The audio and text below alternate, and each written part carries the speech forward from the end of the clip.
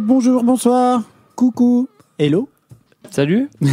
C'est plus gay que la dernière fois. Ça va bien? Bah oui, je suis plus enjoué.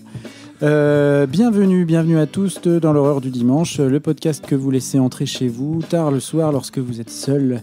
Le podcast qui parle de cinéma d'horreur et de genre en toute détente, le podcast du frisson mou. Bouh! Bon alors ce soir, c'est soirée spéciale. On enregistre 2 épisodes d'affilée pour des raisons logistiques. Faut pas le dire. Ce qui signifie que la qualité globale du contenu sera divisée par 2, à commencer par cette morne introduction destinée à vous présenter l'épisode du jour. Alors, comment vous le présentez ? Pour l'appréhender, il ne faut pas que vous considériez les choses en les observant par le petit bout de la lorgnette. Il ne faut pas se contenter d'enfoncer des portes ouvertes et ne pas oublier que si cette introduction, ce supplice est déjà trop long, toute prison a sa fenêtre. Vous l'avez ou pas ? Porte, fenêtre, lorgnette, serrure. Ce soir, nous abordons 4 films au cours desquels on se toise, se regarde, s'observe ou s'épie. Et puis de toute façon, vous l'a déjà dit, tout cela n'est qu'un prétexte fallacieux pour faire ce qu'on veut. Alors évidemment, ce thème nous a été suggéré par Lola, que je salue. Ça va, Lola ? Ouais, très bien. Je merci. te vois à travers le trou de la serrure. Ouais. Soutenu par Camille, qui n'attendait qu'une occasion de pouvoir parler de voyeurisme. Ouais, moi, dès que je peux ouvrir les fenêtres, j'ai besoin d'air. Quentin, Léo, Léo, tu t'es laissé porter, comme moi. Hein. Ça va, Léo ? Oui, sous le vent. Je me suis laissé porter. Et à la technique, celui qui nous observe depuis son siège, nous écoute par son casque, nous juge la plupart du temps, sachez-le, nous épie pour mieux entrer dans notre intimité. C'est Bribris, l'ami qui nous veut du bien. Salut Brice, ça va ? Ouais. C'est quoi la blague ? Tu l'as pas ? T'as pas vu les films après ? C'est juste le titre d'un film. Le premier dont on va parler. Un ami qui vous veut du bien. Ah, ouf. Tu peux couper Brice parce que là c'est un peu long. Mais non, c'est parfait. Alors, c'est bien. C'est Léo. Bah oui. L'horreur du dimanche, épisode 38. C'est parti, c'est maintenant. Et on commence avec le film que j'ai sélectionné.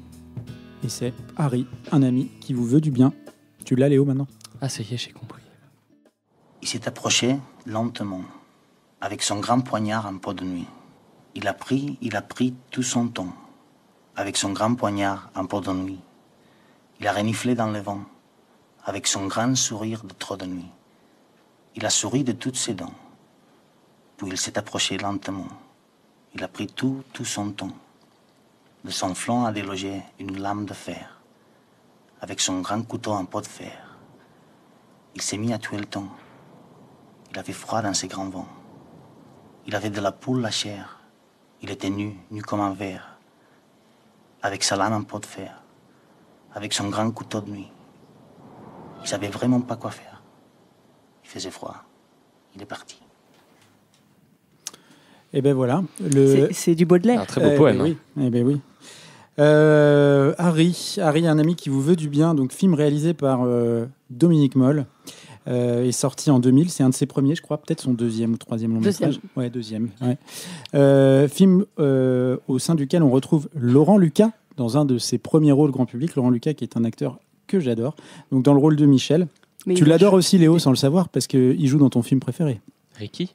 Non. Ah non, c'est pas lui dans Ricky. Oui, pardon. Oui. Dans Titan. Mais il joue. n'est pas avec nous ce soir. Non, il joue dans Grave. Il joue qui ? Il joue le père. Ah. Sans déconner les mecs. Bon, donc Laurent Lucas, Sergi Lopez dans le rôle d'Harry, Mathilde Seigné dans le rôle de Claire et Sophie Guillemin dans le rôle de Prune. Alors j'adore Dominique Moll, hein. Donc Harry, un ami qui vous veut du bien, Comme des bêtes, La nuit du 12, la série Tunnel. Moi j'aime bien. Je trouve que c'est toujours bien fait. Et j'adore Laurent Lucas, je vous l'ai dit, hein, on l'a vu chez Bertrand Bonello ou Fabrice Duels, des réalisateurs que j'aime aussi. Et puis, j'adore Sergi Lopez, qui est, je trouve, là à son apogée. Alors évidemment, il n'est pas aussi bien que dans Ricky, mais bon, ça... C'est ça son apogée, c'est véritable apogée. C'est Ricky. Alors, Harry, un ami qui vous veut du bien, donc un petit résumé, Michel et Claire, Michel, 34 ans, et Claire, couple durable et soudé, partent dans leur maison de vacances, dans leur maison de galère, avec leurs 3 filles infernales. Sur le chemin, en allant pisser à la station Total, Michel croise Harry, un ancien camarade de classe dont il ne garde absolument aucun souvenir. Les deux hommes papotent, Michel est gêné. Et puis finalement, de manière sournoise et insidieuse, Harry et Prune s'invitent à prendre l'apéro, restent dîner, puis restent dormir. Alors vous allez me dire, ok, jusque-là c'est un film sur des potes qui font un barbecue, c'est rien de très inquiétant. Pour moi c'est terrifiant déjà. Minute 2, je suis en Total, panique. je pense qu'il te fait criser. Eh bien non, ce n'est pas un film sur des potes qui font un barbecue. C'est un film au cours duquel, vous étiez en train de le dire, le malaise naît très rapidement. Le malaise naît lorsque l'on se rend compte qu'Harry se rappelle des moindres détails de la vie de Michel, alors que lui ne se rappelle pas du tout du bonhomme. Harry a, lui, vraisemblablement voué un culte, une adoration envers les écrits adolescents à l'encre de sang et de sperme d'un Michel adolescent torturé. Cadeau démesuré, toujours plus de services rendus, Harry est obsédé par la virilité, s'invite dans la vie privée, psychique et sexuelle d'un Michel fatigué et abattu par le poids de sa vie faite de contraintes. Son obsession, c'est de rendre à Michel son indépendance, de le débarrasser de ses parents raisonnablement casse-couilles, comme il le dit, qu'il va assassiner, spoil, de sa femme et voire même de ses enfants, afin que Michel puisse se remettre à écrire. Et c'est là que je trouve que le film est vraiment intéressant, voire même brillant. C'est un film que j'aime beaucoup. Et je vous en livre mon interprétation. Harry est, à mon sens, une espèce de métaphore d'une partie de la psyché de Michel, un pan de sa vie intérieure qu'il a enfoui, celui de l'adolescent à vif qui rêve d'une vie sexuelle intense et débridée, d'une espèce de carrière d'écrivain maudit, alors qu'il est lui-même abattu par le poids des responsabilités et probablement à un moment de sous-performance sexuelle de sa vie, comme on croit le comprendre dans le film. Harry, c'est cette partie de lui qui le pousse à démolir tout ce qu'il a construit lorsqu'il se retrouve coincé, lorsqu'il se sent prisonnier d'une vie que l'on pourrait qualifier de rangée. Harry, c'est donc ce fantasme de célibataire alpha que Michel peine à combattre au point de reprendre l'écriture d'un roman qu'il appelle Les œufs ou Les gonades. Enfin, je sais pas.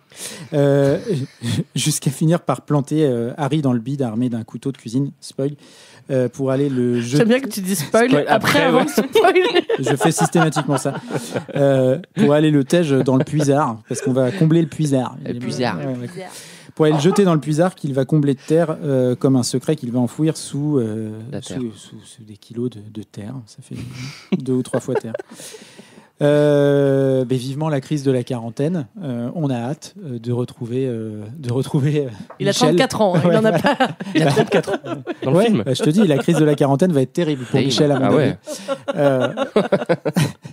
Donc voilà, moi j'adore le film. Enfin, je trouve vraiment hyper bien construit. Et puis je trouve le suspense, je sais pas.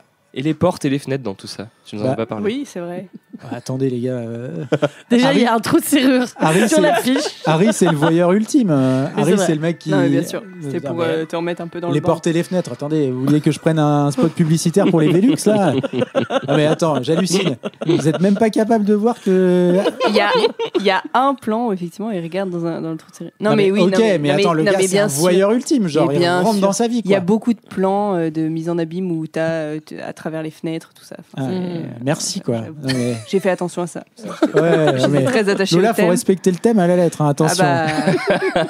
Moi, si je vois pas... Ouais, toi, t'as pris un film où il y a que des baies vitrées, donc comme ça, moi, t'es peinarde. Mais bon, excusez-moi de réfléchir, hein, pardon.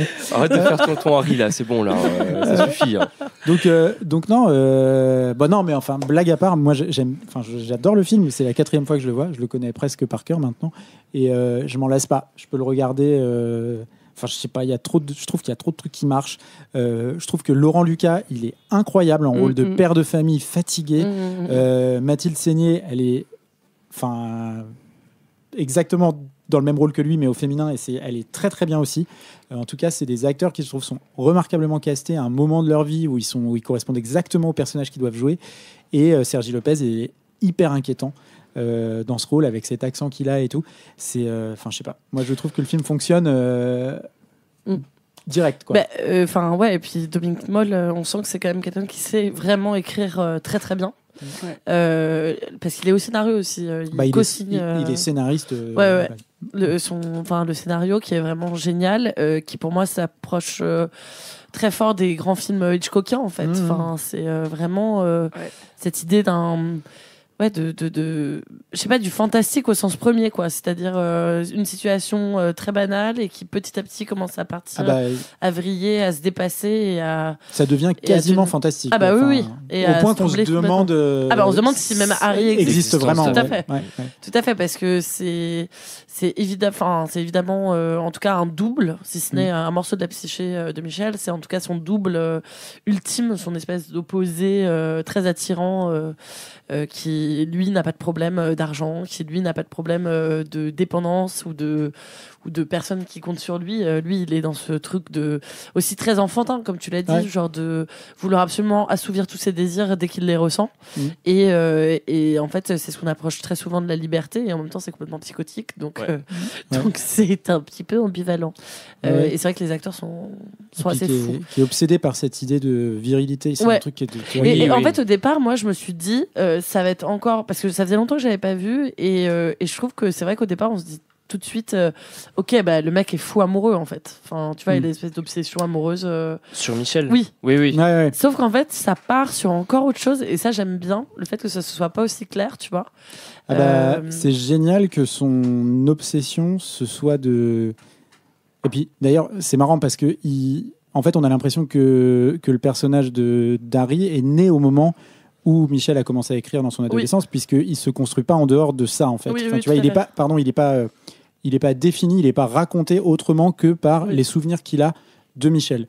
Donc ça c'est intéressant, et ça met effectivement la puce à l'oreille à un moment où on se dit bon, est-ce que c'est pas le fruit de l'imagination de Michel? Mais finalement, il y a énormément d'éléments dans le film qui nous montrent quand même que c'est un personnage réel qui existe vraiment, et du coup une simple histoire de mec un peu obsédé et qui devient une simple histoire de psychopathe devient un truc un peu plus, je sais pas, qui a un peu plus de substance et de moelle qu'un simple thriller. En tout cas, moi je trouve que ce qui est hyper fort, c'est d'arriver à faire ressentir ce genre de relation.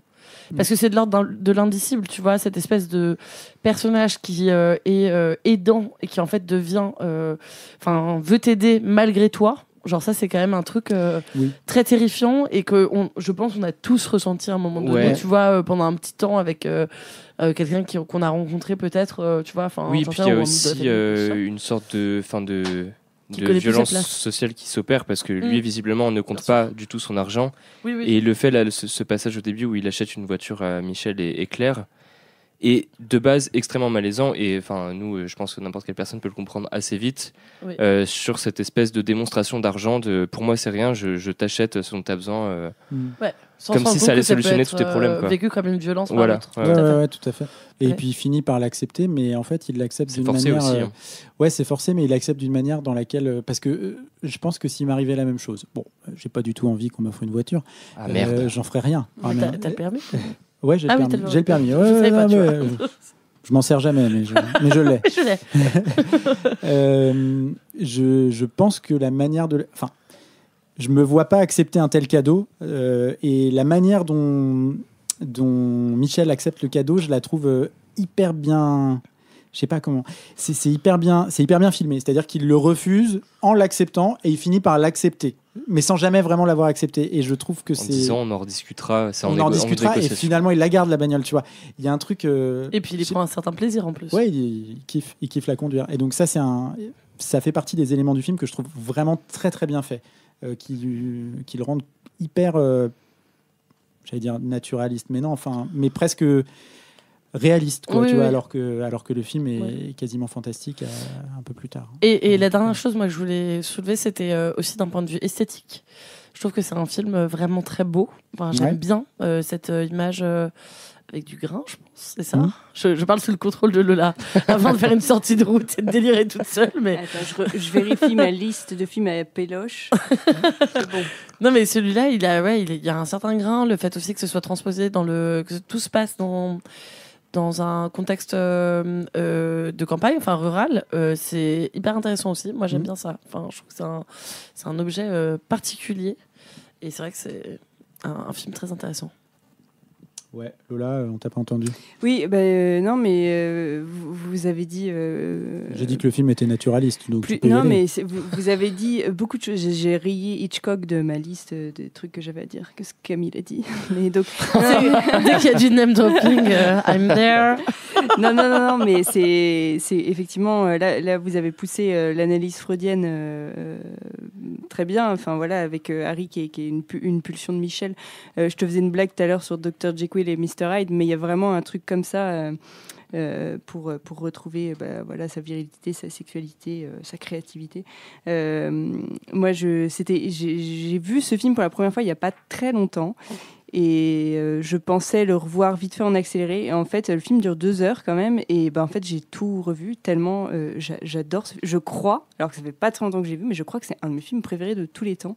Vraiment, parce qu'il y a une gestion de la tension qui monte en crescendo, qui est, moi que j'ai rarement vu. Enfin. Je sais pas. Et pourtant, je suis un peu repoussée par les films français de base, tu vois. Enfin, je sais pas pourquoi, mais là. Et puis j'avais été dégoûtée par Ricky avec Sergi Lopez. mais là, faut pas lui en tenir rigueur, je pense, parce que. Et là, non, vraiment, c'est. Enfin, Dominique Moll, effectivement, c'est incroyable. C'est tellement bien écrit. C'est de quelle année, pardon, t'as dit ? 2000. Mais en fait, on a l'impression que, ça. Moi, je trouve que ça a pas vieilli, tu vois. Enfin, il y a vraiment plein de scènes, même des discours, des dialogues entre Claire et Michel. C'est vraiment des problématiques de couple, même actuelles, tu vois. Et c'est hyper naturel. T'as l'impression que c'est de l'impro parfois. Tu vois, il y a un truc. C'est vraiment cool. Et on n'a pas parlé de cette salle de bain. Mais oui. Vous étiez en mode Freud là. Mais en fait, la salle de bain, c'est la psyché de. Oui. Voilà, la maison à moitié en ruine de aussi Michel. à côté. Ouais. Et cette maison, c'est un personnage. On la voit. Elle est tout le temps filmée en plan large avec une lumière allumée dans telle pièce ou une lumière allumée dans telle pièce. Enfin, t'as une fenêtre, et c'est là où le thème arrive aussi, mais il y a une fenêtre qui ressort, et voilà. Et non, je trouve qu'il est... Enfin, je sais pas, moi, j'adore ce film. Effectivement, les acteurs et les actrices sont trop bien castés, et... Et film qui a très bien marché. Ouais. Film qui a très bien marché, il a fait 2 millions d'entrées en France et 15 millions au total je me rappelle avec encore une grosse distribution aux États-Unis. Je me rappelle encore de la pub qui le vendait à la télé. Il était vendu comme une espèce de thriller fincherien. Ça fait très ça, moi, je trouve. Cette pièce-là dont tu parles, moi je trouve qu'elle rentre à 100% dans cette thématique-là aussi. C'est plutôt Lynch, mais moi la salle de bain, je trouve. Mais il y a vraiment un truc... J'adore. Mais ce truc sur lequel c'est une idée que j'essayais de développer un peu plus tôt, mais j'ai mal expliqué. Mais en fait, je trouve qu'il y a dans le film plein de petits éléments.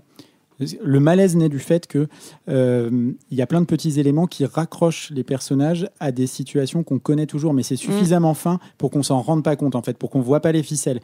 Un élément, moi, qui m'a là quand je l'ai revu, qui m'a attrapé, c'est la manière dont Claire et Michel débarquent dans leur maison de vacances, accompagnés par des gens qui les suivent, avec lesquels ils ont vraisemblablement pas du tout envie de dîner. Et ils arrivent, alors, il y en a un qui a une espèce de cagette avec des courses, il galère pour allumer la lumière dans cette maison à moitié pourrie, puis il se met à chauffer du lait pour faire un biberon au gosse qui braille et tout. Et en fait, c'est des situations que j'ai déjà vues, tu vois, c'est des trucs, c'est des gens que j'ai déjà vus, en fait. Et ça, et le film est... Enfin, il y a plein d'idées comme ça dans le film qui font que vraiment les courses, tu vois, aux géants avec la bagnole qui tombe en panne, c'est que des situations en fait de la vie banale qui sont hyper bien approchées. Et il te cale justement dans ces situations-là, chose que je n'avais pas vue au premier visionnage, mais tous les moments de Harry avec les enfants. En fait, quand on regarde bien. À aucun moment, il calcule les enfants. Oui, c'est vrai. Qu'ils hurlent, qu'ils pleurent, qu'ils le sollicitent. Ou à chaque fois que Harry est dans le même plan que les enfants, il y a un truc hyper effrayant. D'ailleurs, il dit à Prune qu'il ne veut pas d'enfant. À un moment, oui, mais c'est vraiment... En fait, c'est là où ce que Thomas dit, c'est hyper vrai. C'est que c'est très très bien amené, c'est hyper fin, hyper discret, et en fait tu te rends pas compte de ce truc là qui est, en fait, un adulte fait toujours attention aux enfants qui est autour de lui, tu vois, un peu en mode ça va, comment tu vas, une petite caresse sur la tête et voilà. Peu importe que ce soit les siens ou pas, en fait. Exactement, même s'il a pas d'enfant, qu'il en veut pas et tout, mais là il y a un truc qui est effrayant dans les scènes où il y a les 3 gamines qui sont là aussi avec Harry. Et d'ailleurs, il y a la seule qui le crame en tant que meurtrier, c'est Sarah, qui est la deuxième, petite fille, ouais. et de la fratrie de l'Adelphi, on dit quand c'est que des filles. Et elle le voit et bon, jamais elle n'en parle, bien entendu, parce qu'elle est trop petite. Mais ses enfants sont assez importants et en même temps ils sont assez discrets, tu vois. Mais ils apportent un truc, elles apportent un truc hyper fort au film aussi, avec le personnage de Sergi Lopez, d'Harry. Ouais. Voilà. Bon, banger, hein, on peut le dire. Moi, j'adore ce film. Banger, Super. les jeunes. Oh là. Ouais. Non. Toi, bientôt la crise de la quarantaine aussi, visiblement. Ouais, moi, tu vois, j'ai 33. Tu n'as pas 3 enfants. Ouais, non, heureusement, parce que. Mais ouais, dur, hein. Dur. Là, le revisionnage à l'âge du personnage. Ouais, dur. Bref, on en parlera après. Ou pas. On n'est pas obligé. Hein. Non, on n'est pas obligé. On va passer au film d'après, du coup. Et du coup, c'est celui que Lola a sélectionné, je crois.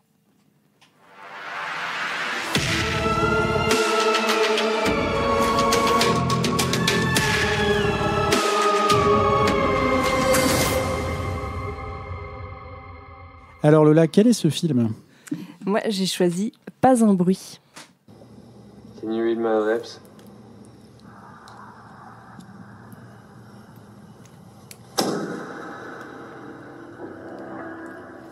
Can you?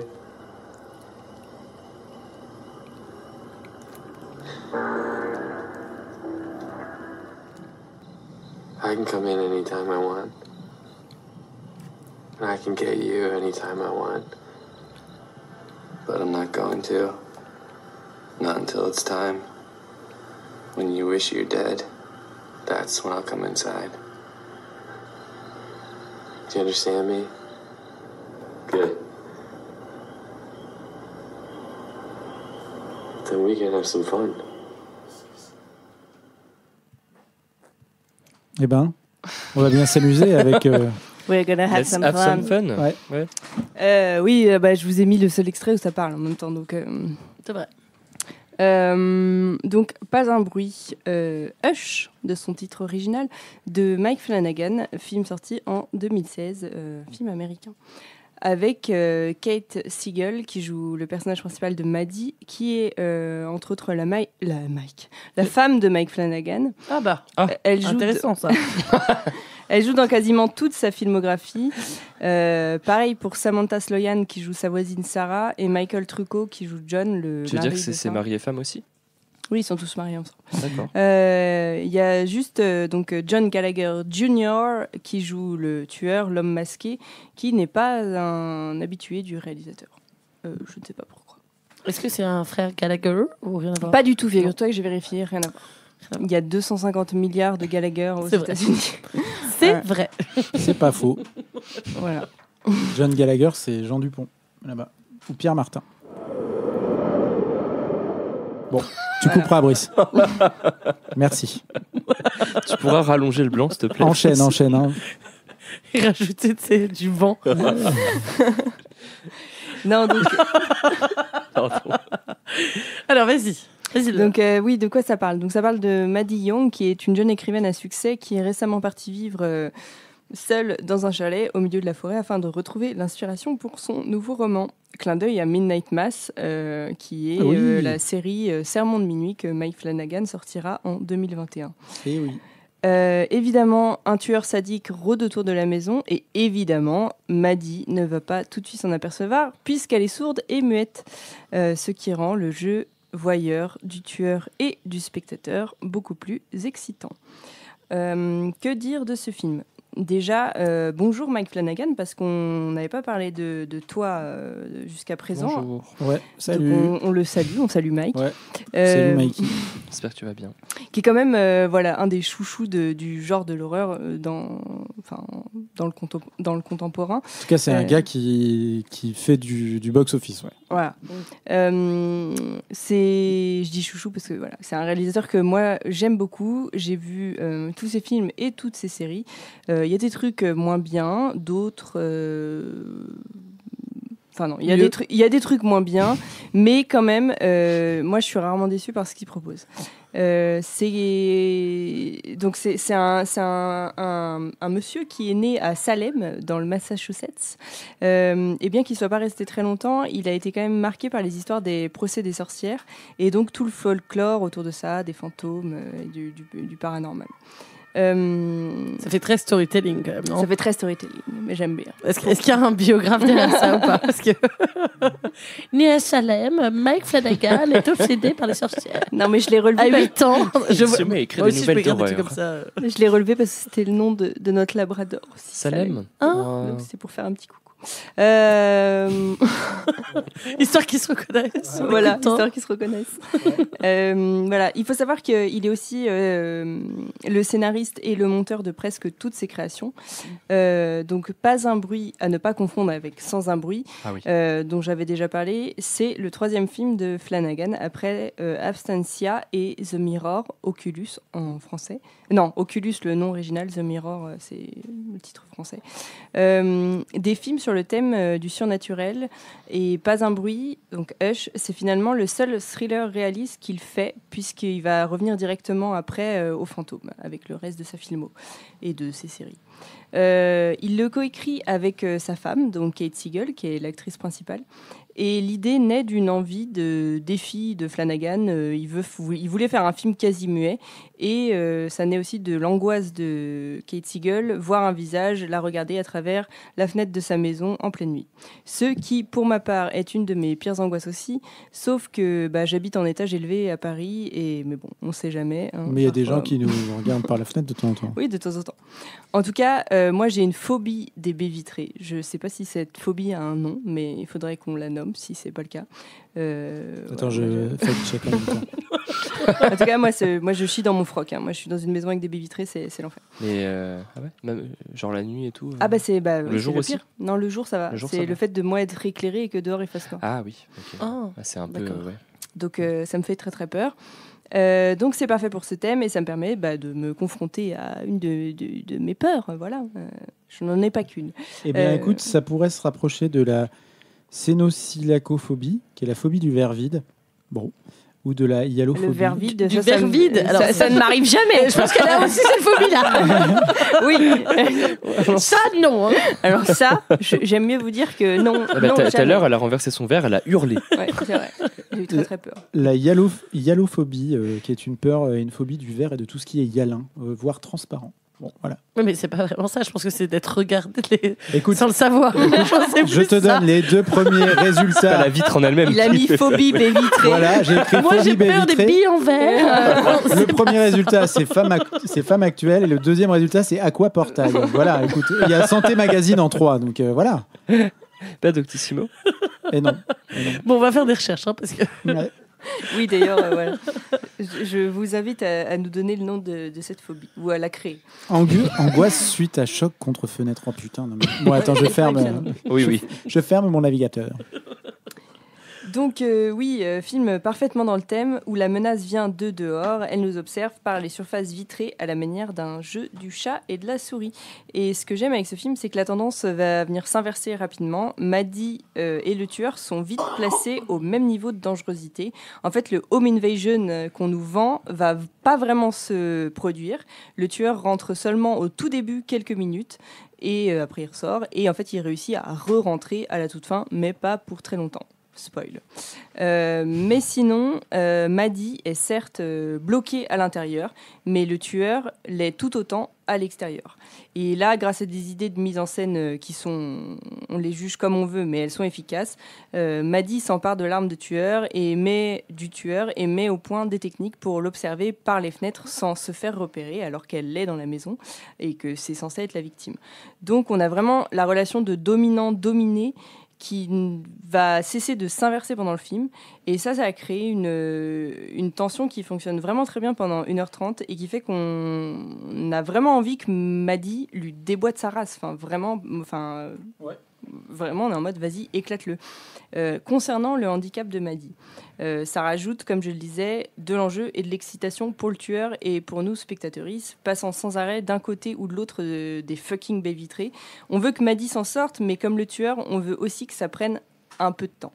Enfin, après peut-être que je suis seule à ressentir ça et que je suis une psychopathe. Mais, oui, comment ça s'appelle le fait de vouloir qu'un personnage soit torturé pendant des heures? Parce que Lola, vous n'avez pas dit de quel côté de la baie vitrée elle se voyait en fait dans sa phobie. Exactement. Bah là, avec le film, je change de côté sans arrêt. C'est ça qui est très bien. Et voilà. Et enfin, il y a les transitions entre l'univers sonore de Maddie et celui du tueur qui fonctionnent bien aussi. Moi, je trouve que ça ajoute une touche d'angoisse supplémentaire. Voilà, quand on est dans la tête de Maddie, ça nous fait perdre tous nos repères. Enfin, c'est vraiment des moments très brefs. Hein. Je dis ça comme si ça durait longtemps, mais d'un seul coup, on a ce que Maddie entend. Je l'imite très bien. C'est moi qui ai fait les bruitages du film. Ouais. Et ça nous oblige encore plus à scruter chaque plan dans le moindre détail pour repérer la menace, le tueur masqué, qui se démasque d'ailleurs assez rapidement. Et donc voilà, moi c'est un film que j'aime beaucoup, n'en déplaise aux jaloux ou aux jalouses, je ne sais pas. Et j'aime beaucoup l'univers de Mike Flanagan. Oui, je dis ça, j'ai même pas osé lever les yeux. Mais sachez quand même que c'est quelqu'un qui a été extrêmement félicité pour son travail par des personnalités juste genre William Friedkin et Stephen King. Moi, je suis pas très validiste, tu vois. Oui, mais William Friedkin, il était. Ça veut pas dire ça, validiste. Je sais. Moi aussi, je crois que c'était ça. Bon, bref. Oui, William Friedkin, qu'on aime beaucoup. Et Stephen King. Ouais, mais lui, il aime tout, lui. Stephen King. Bah, non, mais parce qu'il faut savoir que quand même, Mike Flanagan, il a repris, il a fait beaucoup de. Il a fait Jessie. Oui, d'adaptation. Bah, il a surtout fait Dr. Sleep, qui est la suite de Channing. Mais... Et il va faire le prochain L'Exorciste. Oui. En 2026. Mais licence Sleep, qui a été. Il y a aussi Captain Sleep, qui est un dessin animé sur un mec en slip qui est cool. Ouais, ok. Et il y a aussi. C'est pas maintenant les recos, hein. Il y a aussi, j'imagine, deux ou trois tomes de Titeuf où il y a Sleep dans le titre, mais ça n'a rien à voir. Mais en tout cas, moi je suis d'accord avec Lola. J'aime bien Mike Flanagan, mais il est très productif et il n'est pas régulier. Il fait des trucs, il fait du très bien, il fait du moins bien et il fait du pas bon. Qu'est-ce qu'il a fait en pas bon en vrai? Parce qu'il n'a pas fait grand-chose. Hein. Il a fait une série qui est abominable, qui s'appelle Sur les gamins dans un orphelinat. Ah oui, alors ça c'est le seul truc pas bon qu'il a fait. Ah bah c'est à chier, ouais. Mais sa dernière série. Ouais, il a fait des trucs vraiment pas bons, il a fait des trucs qui sont bien mieux. Jessie, c'était vraiment pas terrible. Hein. Ah, c'était trop bien. Ouais, Jessie, c'est mid-gamme, mais Jessie, c'est un peu comme Hush, en fait. Je trouve que c'est de la série B. Film Netflix. C'est de la série B un peu, mais c'est de la série B un peu quali, quoi, où il y a un peu de... Ouais, où on sert un peu la soupe, quoi, tu vois, il se passe des trucs, il y a de l'action, ça dure moins d'1h30, tu t'emmerdes pas. Voilà, il faut prendre le film, je pense, pour ce qu'il est. Et effectivement, c'est un délire de... Je sais pas, de kiffeur, d'idées, d'idées de mise en scène, quoi. Ouais. Tu vois. Oui, tu sens que c'est vraiment quelqu'un qui aime ce genre-là et qui s'embarrasse pas de vouloir faire des trucs intello. Voilà. Bah, non. Non, mais je suis d'accord, mais moi, c'est exactement ce que je reproche au film, du coup. Enfin, et pourquoi? Mais il a pas voulu faire un truc intello? Je sais, mais en fait, pour moi, le pic du film, c'est le risotto au début. Et après, il n'y a plus rien à dire, en fait. Et c'est le gros problème que j'ai avec le film, c'est le défi technique. En fait, moi, je le trouve assez vide et je suis très, très vite saoulé par Hush, en vrai. Et... le début fonctionne et attends 2 secondes, je me frotte assez rapidement toutes les grosses ficelles de mise en scène et le film si repose je soulève uniquement... la table pour te déboîter. Mais non, mais en vrai, Lola, t'es d'accord, le film repose uniquement sur des ficelles de mise en scène, en fait. C'est le principe de base de fonctionnement du film. Pour moi, soit t'adhères et t'aimes bien ce genre de délire et du coup, bah, vous aimez bien, donc tant mieux. Moi, ça a tendance à très vite me saouler, en fait. Et du coup, bah, c'est la deuxième fois que je le vois. La première fois, j'avais pas beaucoup aimé. Et la deuxième fois, pas beaucoup non plus, parce qu'en fait, passer ce truc-là, pour moi, je m'y intéresse pas, en fait. Et c'est...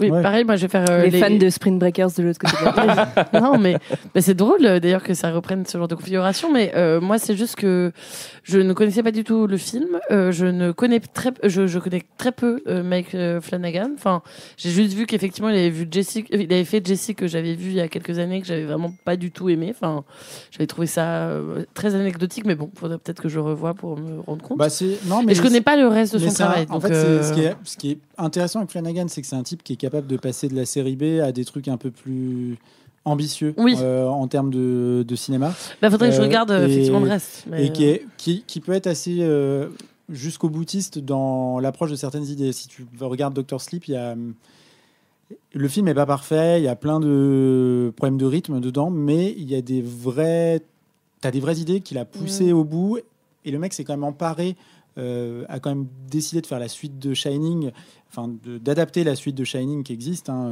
et il en a fait un truc qui est pas ridicule, tu vois, qui est...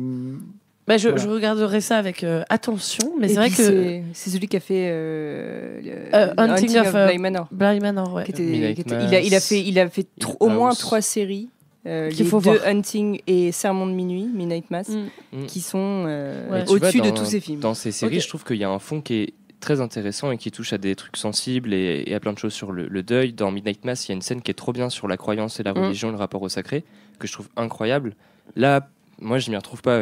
Après, peut-être que c'est son... Enfin, encore une fois, je le disais, mais c'est son seul film qui est pas en rapport avec les fantômes et le surnaturel. Okay. Ouais. Donc, il s'est essayé à ce truc-là et il n'y est pas revenu. Donc, peut-être que... Enfin, voilà, moi, c'est un film que c'est une œuvre mineure, quoi. Voilà. Moi, j'ai quand même apprécié ce film-là. Maintenant, peut-être qu'il a senti qu'il n'était pas forcément à l'aise sur cette thématique et qu'il retournait à ses fantômes et à tout son surnaturel qui le passionne. J'ai l'impression plus, en tout cas, quand tu vois le reste de ce film.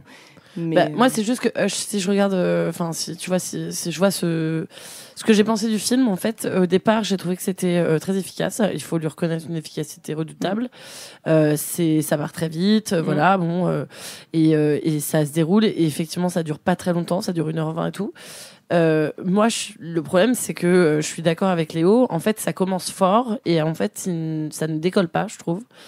On reste sur une ligne toute droite, alors qu'en plus, il se passe quand même des choses très dures à l'écran. Enfin, c'est quand même. Moi, ça m'a vraiment énervé comme film, en fait, pour être honnête. Les archétypes de la proie et du chasseur, quand c'est une femme, en plus handicapée, avec un homme à l'extérieur dont on ne saura jamais pourquoi il fait ça. Je suis d'accord, hein, on n'est pas obligé de rentrer dans la psyché de tous les personnages, mais c'est juste que là, c'est quand même un tueur sanguinaire, voilà, qui en plus a l'archétype du chasseur parce qu'il est avec une arbalète, machin. On est vraiment sur Bambi qui se fait tirer dessus. Moi, c'est des sujets, genre, je trouve que c'est pas anodin de jouer avec ça. Et tu parlais d'un retournement de situation. Moi, je trouve pas qu'il existe. Je trouve qu'on reste. C'est ce que j'allais te redemander, mais moi. Moi, je trouve qu'on reste dans un. En fait, j'aurais aimé que ça se renverse, mais je trouve que ça se renverse jamais.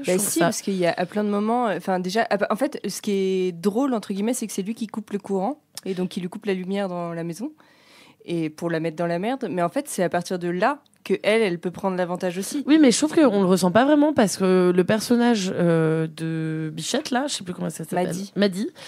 Son personnage, je trouve qu'il est pas très construit, tu vois, tu ressens pas trop de choses. En fait, elle se déplace de pièce en pièce et tout ça. Et en fait, il lui fait subir des horreurs. Et effectivement, t'as envie qu'elle s'en sorte parce que t'as envie d'être du côté de la victime et tout. Mais je sais pas, je trouve que mais il lui fait pas subir tant de choses que ça, parce qu'en fait, à partir du moment où il ressort de la maison et qu'elle s'enferme. Oui, mais c'est justement parce qu'il se rend compte que c'est une proie trop facile qu'il a besoin de l'excitation de la chasser. Enfin, oui, mais elle retourne le truc aussi en mode. Enfin, elle court dans toute la maison pour essayer de le repérer à tel moment. Oui. Et en fait, souvent, tu le vois lui en train de courir dans le jardin, en train de préparer je ne sais mais quel elle lui fait plan. pas subir grand chose en vrai. Non, parce qu'elle n'a pas d'arme au début et que. C'est un jeu que lui il recherche aussi en plus. Donc oui, mais moi je trouve qu'elle le retourne parce qu'en fait, il pense qu'il va la tuer quand même assez rapidement. Et quand il voit qu'elle est sourde et muette, il est en mode jackpot. Mais en fait, ça dure beaucoup plus longtemps que ce qu'il avait prévu. Ah bon ? Moi, j'ai pas senti ça du tout. Moi, j'ai eu l'impression que justement, c'est lui qui faisait. Si, parce qu'en fait, il galère. Moi, j'ai eu l'impression qu'il voulait faire tenir ça plus longtemps parce qu'en fait, c'est ça qui l'intéresse. C'est ça qui l'excite au début, mais en fait, ça dure beaucoup plus longtemps que je pense que ce qu'il aurait prévu. Et d'ailleurs, il voit bien qu'elle va pas se laisser faire comme ça, tu vois, et qu'elle va essayer de choper, tu vois, quand elle ouvre une fenêtre pour essayer de choper le téléphone sur le cadavre de sa voisine. Tu vois, il y a quelques trucs comme ça où elle fait des trucs sans que lui la voie. Non, mais ça, bien sûr qu'elle peut. Non, mais bien sûr qu'elle échappe à sa vigilance, oui, mais je trouve pas que ça soit un retournement. C'est-à-dire qu'il devient pas le chasser, quoi. Enfin, ou alors, s'il le devient, c'est genre.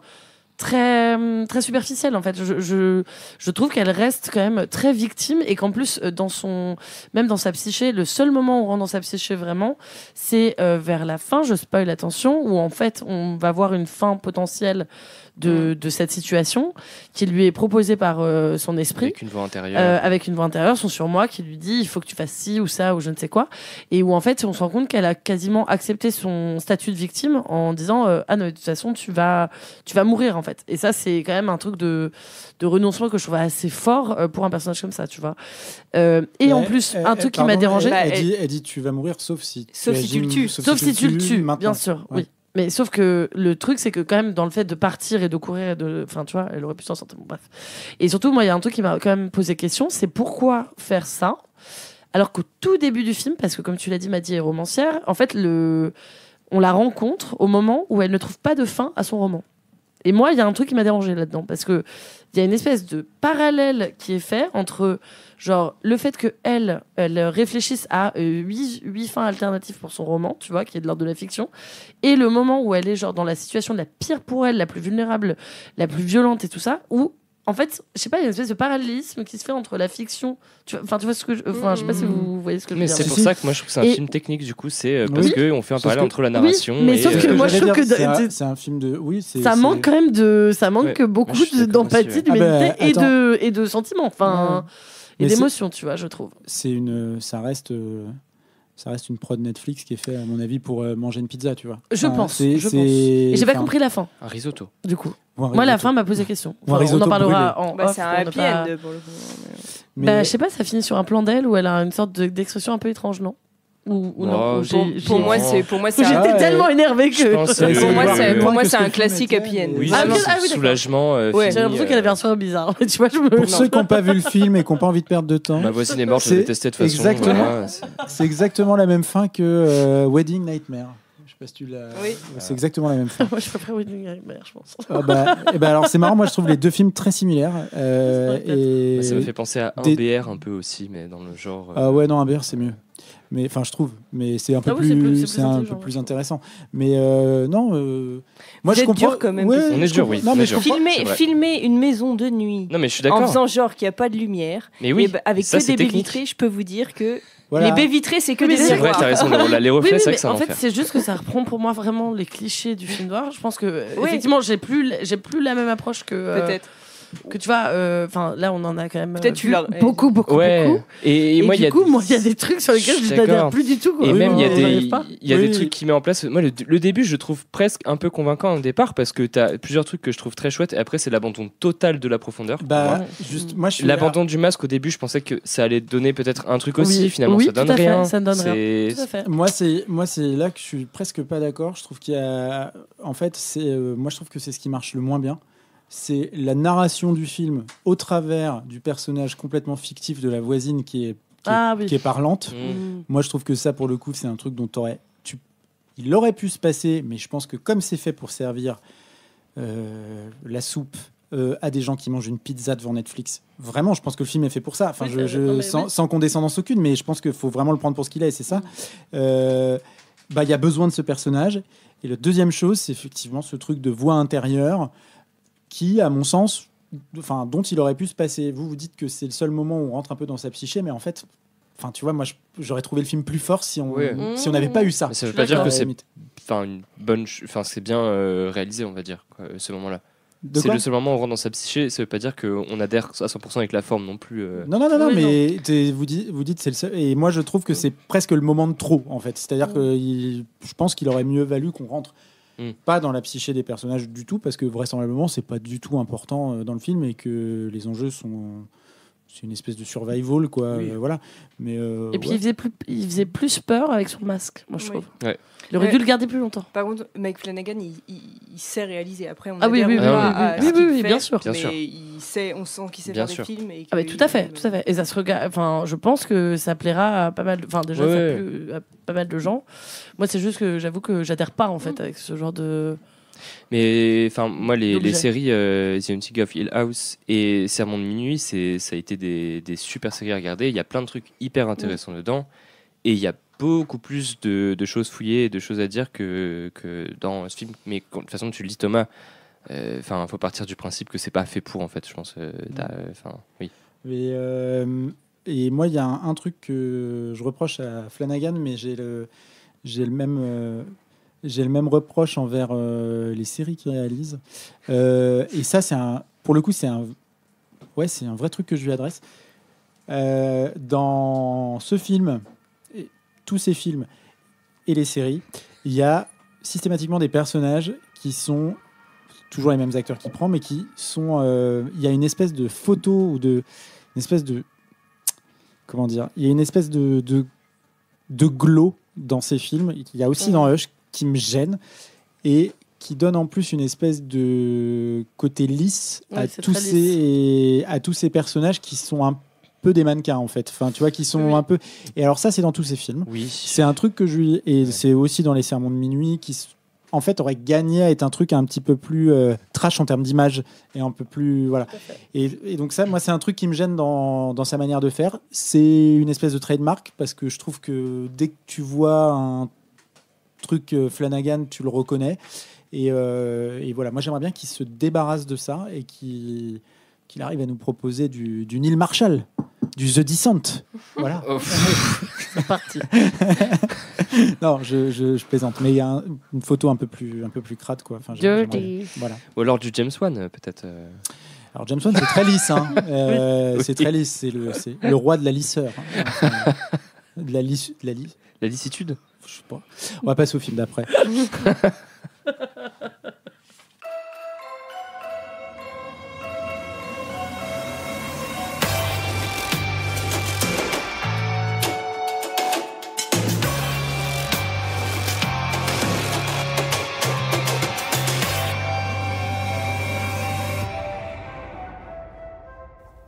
Et donc on passe au film de Lola, mais j'ai oublié de le dire avant. La petite Camille. Ah putain. Et donc on passe. Mais toutes les femmes se ressemblent, ce sont les mêmes. Et donc on passe au film de Camille, mais j'ai oublié de le dire avant la musique, donc je le dis maintenant. Camille, quel est ce film ? Alors, j'ai le droit à mon identité propre. Même si la sororité, toujours. Bon bref, le film c'est L'étrangleur de Boston. This is the story of the self-confessed Boston Strangler, based on Gerald Frank's startling bestseller. It has been filmed where the actual happenings made shocking headlines around the world. I want you to coordinate the investigations with the Commonwealth. Set up a Strangler Bureau. I'm not even remotely qualified for this kind of thing. You want the stranglings to go on? That's not fair. Preview audiences have acclaimed this a remarkable motion picture. Academy Award stature. For the indelible quality of this film is that the tension, the suspense, the emotion mount when the camera goes beyond the panic-stricken streets of Boston, beyond the dark corridors of the apartment houses where the Strangler silently prowled, beyond the bedrooms of lonely, fearful women, into the forbidden corners of a man's mind and soul. Why did 13 women open their doors willingly to this stranger? The Boston Strangler stars Tony Curtis in a powerful characterization unlike anything he has ever portrayed on the screen. Henry Fonda and George Kennedy. On passe au film d'après. Voilà. Tout est dit. Voilà. On passe au film suivant. Écoutez, on a les bandes annonces qu'on mérite. En vrai, j'ai galéré à trouver un extrait parce que je voulais mettre un extrait. Ah oui, bah là. C'est compliqué. Donc j'ai choisi la bande annonce, me disant ça va être plus dynamique. Ah bah, ça l'est pas. The Boston Strangler. Voilà. Oui, moi j'ai choisi de vous parler donc de L'étrangleur de Boston, The Boston Strangler, un film de Richard Fleischer qui date de 1968. Je remonte tranquillement vers les années 2000. Ah oui, tu reviens de loin là. Ça fait 4 émissions que je suis bloquée, tu sais, dans les années 50. Tu peux continuer avec Fleischer, tu peux aller. Déjà, quand tu dis émission, t'es loin des années 2000. Non, mais c'est ça. Vas-y. Je suis dans les 70s. Donc, c'est un film qui date de 68 et c'est un film qui s'inspire directement donc évidemment d'un bouquin, mais bon, c'est pas le plus intéressant. C'est surtout d'un vrai fait divers qui a terrorisé Boston de 62 à 64. Ah, c'est vrai ? Très, très récent, en fait, par J'ai rapport à écrit au début, Léo. Ah, T'abuses. c'est vraiment le premier. Il y a un carton au début qui dit mais des fois, c'est ce faux. film vient d'une histoire vraie. Des fois, c'est faux. Non, là, c'est vrai. Ah, là, c'est vrai. Là, c'est vrai. Bon, T'as pas regardé la page Wikipédia. Merde, qui Là, aurait c'est pu s'en vrai. douter. En gros, ce qui s'est passé, c'est qu'à Boston, de 62 à 64, il y a Albert DeSalvo qui a tué 13 femmes, des jeunes femmes et puis des femmes beaucoup plus âgées, et il s'est fait attraper à la fin, en gros. Et le gros nul. oui, non mais non. Camille fait oui. Non. Putain, cerveau malade. Non. Et donc, du coup, Richard Fleischer a décidé de mettre en scène ce fait divers. Et il en a fait un objet très intéressant. Alors, je vous explique un petit peu de quoi ça parle. Nous, on va donc... le film commence après, je crois, le premier ou le deuxième meurtre. En gros, la police commence à être sur le coup et se dire « Ah tiens, potentiellement, il y a un maniaque qui tue des femmes. On va créer un bureau spécial pour essayer de choper The Strangler. » Et c'est donc John S. Bottomley, qui, je crois, est procureur, qui se retrouve à la tête de ce bureau. Et il est joué par Henry Fonda, rien que ça. Le papa de Jane. Oui, que j'adore. Et donc, ils vont essayer avec les flics, notamment George Kennedy, qui joue Phil Dinatel, de poursuivre la trace, enfin suivre la trace en tout cas de ce tueur. Très classique. Où est l'horreur, me direz-vous? Où sont les fenêtres et les portes? Il y en a un paquet. Alors, pour le coup, il y en a beaucoup. Parce que donc, le film dure 2 heures. Et dès le départ, même dans sa composition, en fait, il y a des split screens en permanence. Et pas uniquement une image coupée en deux, il y a aussi des espèces de toutes petites fenêtres avec une image qui bouge, enfin le film quoi, dans des grands, et du son. Incroyable. Dans des grands écrans noirs. Ce que je veux dire, c'est que le format 16/9, on l'abandonne très rapidement pour passer à des petites fenêtres comme ça qui vont s'ouvrir pour nous montrer différents indices, différentes choses par rapport à l'action. L'horreur, elle commence à intervenir en fait quand on se rend compte que les morts s'égrènent au fur et à mesure, c'est-à-dire que elles ne sont jamais montrées au départ, on voit juste des amorces de cadavres de femmes, mais ou alors on voit les victimes juste avant qu'elles périssent, mais on voit donc que la police n'arrive pas du tout à trouver le tueur et surtout qu'il y a une espèce de paranoïa totale et de chasse aux sorcières slash chasse panique morale panique totale, morale, c'est vraiment ça le terme, qui commence à s'installer et chacun dénonce son voisin pour enfin ça va de il a dans sa bibliothèque du marquis de Sade à au creepy creepo qui appelle des filles pour leur dire j'aimerais bien te voir en culotte. Bon, c'est répréhensible par la loi, ne faites pas ça, ce n'est pas normal, mais c'est pas la même chose que d'étrangler quelqu'un, il me semble. Donc voilà. J'ai trop peur de ce que je suis en train de dire. En fait, j'ai l'impression que je vais. Ah bah voilà. La Brice qui ferme la boutique. Il y en a plein. Ouais. Ah, j'ai eu peur aussi. On me coupe le sifflet. Ta gueule. Ok, très bien. Non, mais on peut le garder. Hein. C'est pas plus grave. Ouais, hein. Ce qui est très intéressant, c'est que donc toute cette première partie qui ressemble vraiment à une. Enfin, je continue ou on a. Vas-y. On est honnête. Parce avec... que je vois, il commence à éteindre la lumière et tout, à prendre les meubles. On est honnête avec les auditoristes qui se rendent compte dans quelles conditions on enregistre. Et quelle espèce de on n'est pas encore à la maison de la radio. Et donc, ce qui est intéressant, c'est que donc, le film se construit un peu comme une enquête policière, mais en fait, c'est jamais une enquête policière. C'est beaucoup plus une peinture touche par touche de plein de milieux de la vie des États-Unis et en tout cas de la vie à Boston. C'est-à-dire qu'on va rencontrer les prostituées, on va rencontrer les jeunes filles, on va rencontrer plein de couches de la société comme ça. Et avec en plus un aspect très documentaire en fait, qui est assez saisissant. Et là d'un seul coup, au bout d'une heure, parce que le film dure à peu près 2 heures, au bout d'une heure, pile poil, on va complètement basculer et on va être du côté donc de l'étrangleur, qui est joué par rien de moins que Tony Curtis, qui d'habitude n'est pas du tout assimilable à un personnage inquiétant, et qui là est très inquiétant. Parce que c'est un peu monsieur tout le monde, et on voit son procédé de je prends ma petite voiture, je vais m'arrêter en bas d'un immeuble que j'ai repéré, je vais sonner et dire ah oui vous avez je vais venir vérifier votre évier, etc. Il rentre chez la femme et il l'agresse, la tue, etc. Et donc on est témoin de ça, et ça c'est très très étrange d'un seul coup de basculer de ce côté-là. Il y a un switch total. Voilà. Alors, je vais spoiler, mais ne vous inquiétez pas, parce que si vous lisez 2 secondes la page Wikipédia de Salvo, vous verrez qu'il a été arrêté. Mais effectivement, on va assister à l'arrestation du personnage principal. Et les, je dirais, 20 dernières minutes, là, confinent vraiment au film d'horreur.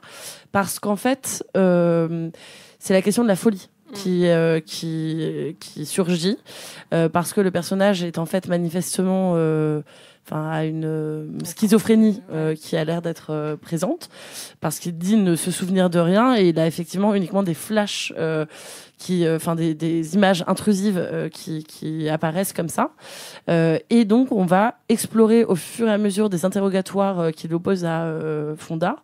On va explorer sa psyché malade, et là, c'est incroyable ce qui se passe en termes de mise en scène. Je ne veux pas trop en dévoiler, mais c'est vraiment un glaçant, film en vrai. Ouais, glaçant, très intéressant, et où les portes sont d'une part pour être normalement un signe de sécurité, mais qui en fait s'en trouvent et font rentrer petit à petit la folie, le meurtre, le danger, et la réalisation aussi de ce qu'on a fait. Voilà, j'en ai beaucoup parlé, mais en fait c'est un film, juste pour en rajouter, c'est juste un film que je voulais vraiment voir, parce que il y a Justine Triet qui le mentionne comme étant une de ses sources d'inspiration pour l'écriture de Anatomie d'une chute, et Kiyoshi Kurosawa qui le recommande aussi chaudement. Donc je me suis dit, avec des parrains-marraines pareils, il faut voir ce film, et je suis très contente de l'avoir vu.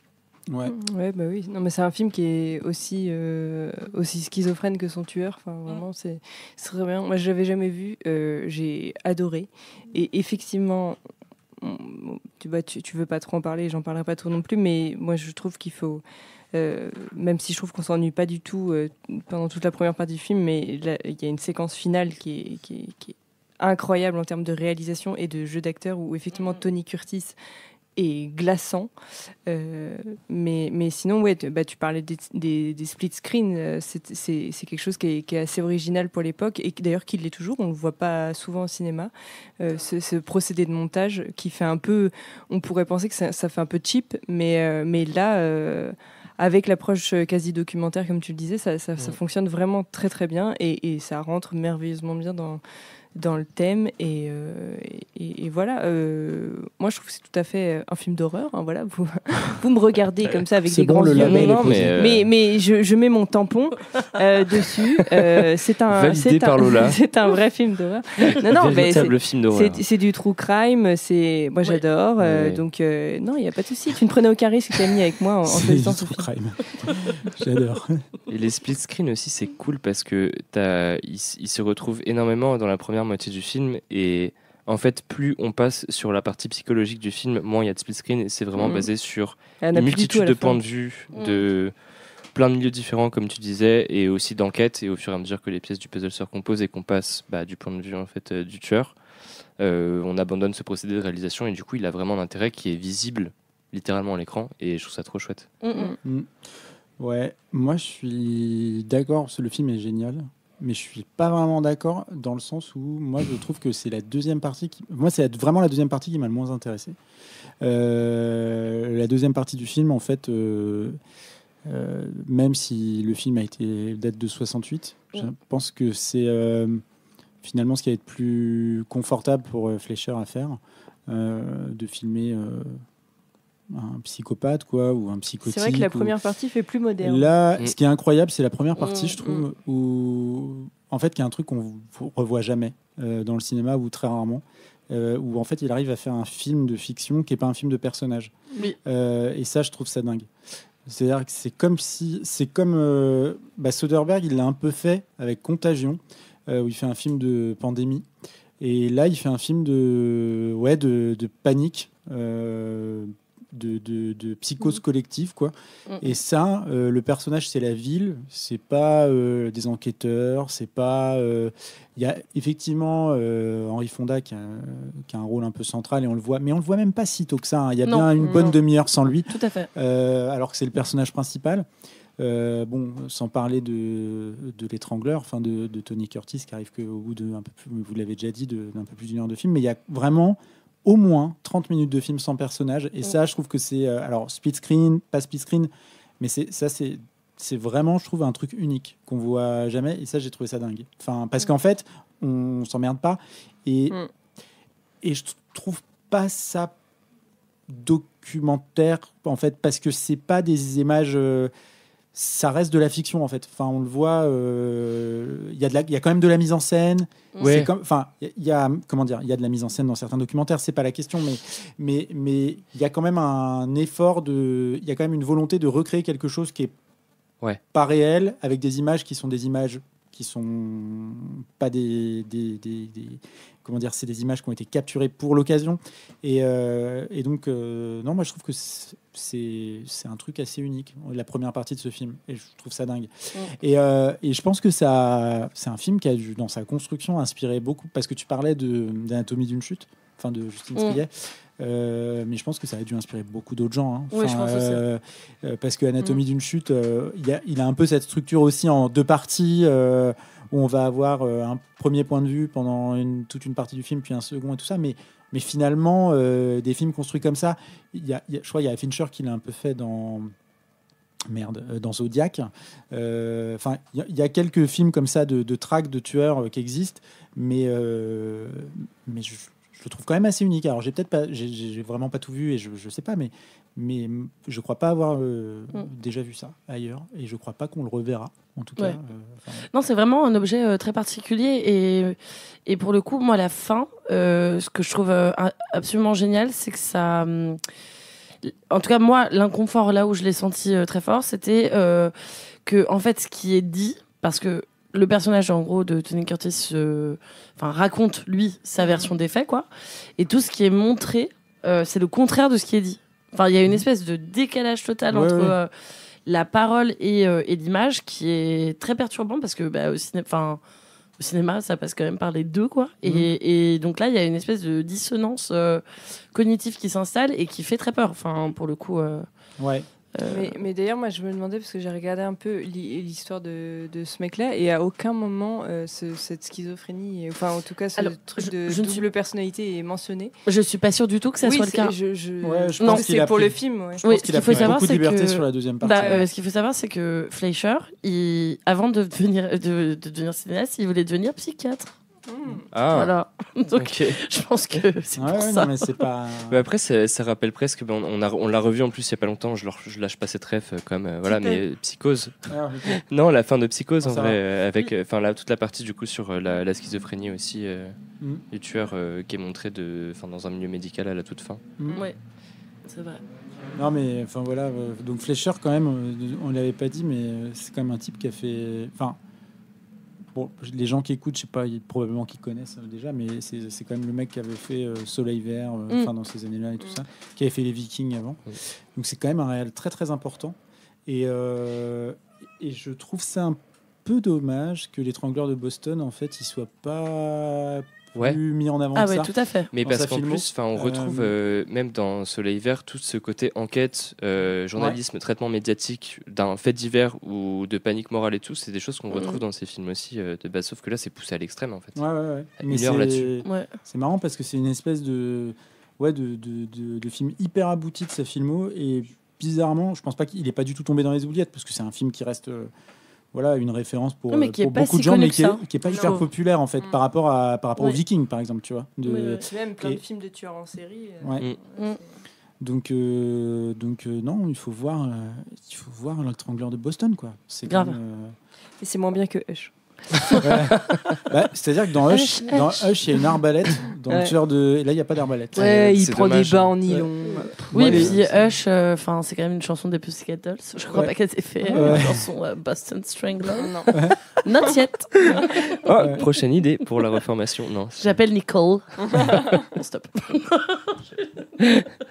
Boston Strangler, tout Pussycat Dolls, quoi. C'est là qu'il faut que tu mettes la musique du générique de fin. Un peu de culture et puis d'un coup, plus du tout. C'est une autre forme de culture. Capable du pire comme du meilleur. Film suivant. Film suivant.